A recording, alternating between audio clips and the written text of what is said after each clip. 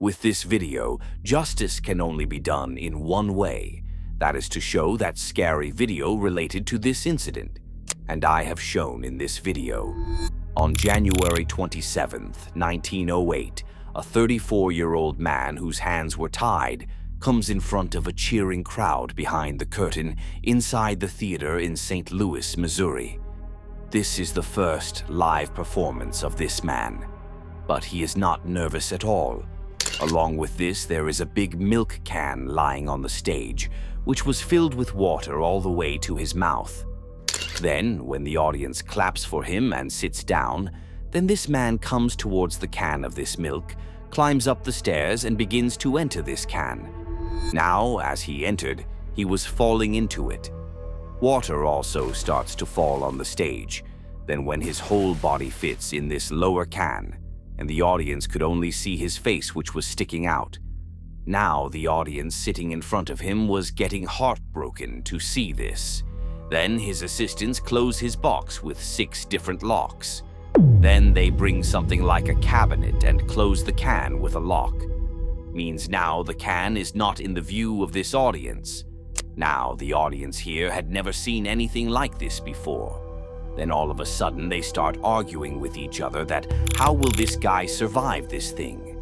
Then when that lid was closed, just 2 minutes after that 34-year-old guy comes out of the back of the cabinet and his hands are open. He didn't even have a handcuff on him and he was absolutely fine.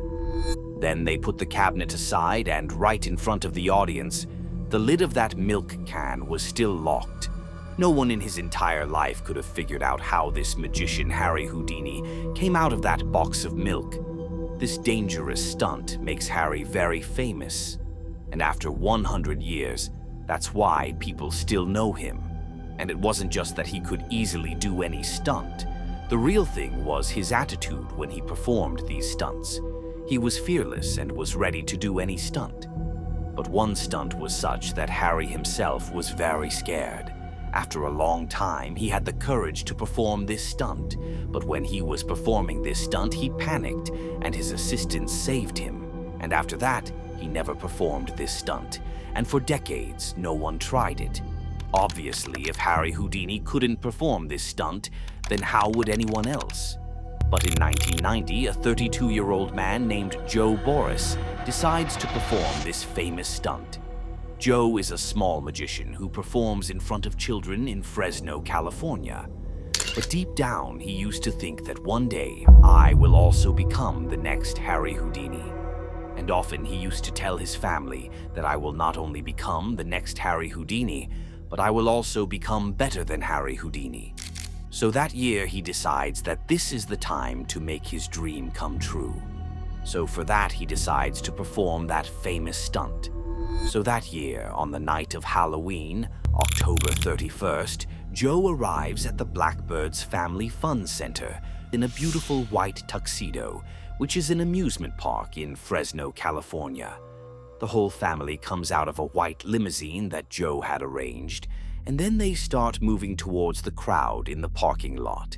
Then, when this crowd of people sees Joe coming towards them, they all start cheering him. He climbs on this small stage and gives his amazing speech. He says, "I will complete this stunt and become the next Harry Houdini." Then he turns and looks at his assistant and helpers and tells them that I am ready to do it. Then when all the TV cameras go live, the assistant goes to him. They join his arms and start tying chains and tie chains all over his body. Then they pick him up and put him in a plastic transparent coffin. And then they start taking this coffin into a deep pit of 7 feet, which they had dug together. Then when Joe will give them the signal that he is ready, they will fill this hole with mud. And the stunt he had to perform here was to escape from here after being buried alive. Harry Houdini, who was the last one, tried this stunt in a 6 feet deep pit. He gets out of this coffin, but he gets stuck in the mud on his own. Then he panics, so his assistants pull him out. If he hadn't done this, he would have died there. And this Joe, he tried to do this stunt a year ago in practice. He didn't get a full mud on him, he got a little mud on him. So he comes out of here and he is completely confident about himself. So now the one who was broadcasting his stunt, he upgrades this stunt to tell people that he is not Harry Houdini, but he is better than him. So what did he have to do here? First, he had to put 3 feet of mud on himself and 4 feet of wet cement on top of it.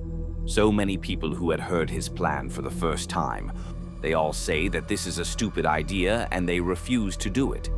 But Joe is completely confident about himself and he says to all of them, "You don't have to worry. I know what I'm doing. You know, Houdini failed at this and he was only using..." Then when Joe is in his coffin in this 7 feet deep pit, he looks up at his assistants who were standing near the grave and waiting for his signal. Then he gives them the signal that I am ready. Then his whole team gets excited and starts pouring mud in the grave. Then, after a few minutes, when a little mud is poured into his grave, they hear Joe screaming from inside the coffin. So everyone stops, take out the mud from the grave to the point that the upper part of his coffin opens. Then they open the coffin. Joe is alive, but he is a little scared. He comes out and says that the chain is a little tight near my neck. Adjust the chain a little.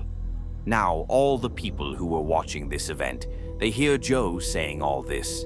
They look at Joe and then observe the situation. They have an idea that the thing is not that the chain is tight near Joe's neck. Rather, Joe has done a bigger job than his courage, that this stunt is very dangerous. And now he's realizing this, and he's looking for excuses not to do this stunt. So everyone there starts telling him not to do this. Let it be. This is a very bad idea. Chain tight is a big sign. Don't do it, and don't go down again. Then Joe relaxes a bit. He tells his group that I am fine. Only chain was tight and there is no problem. Then his staff says okay. Then they adjust his neck chain, put him in the coffin, close it again, take him down, give him a signal from the coffin, and then they start putting mud again. Then when 3 feet of mud is put in, then a truck of cement comes here, and then they put 4 feet of wet cement on it.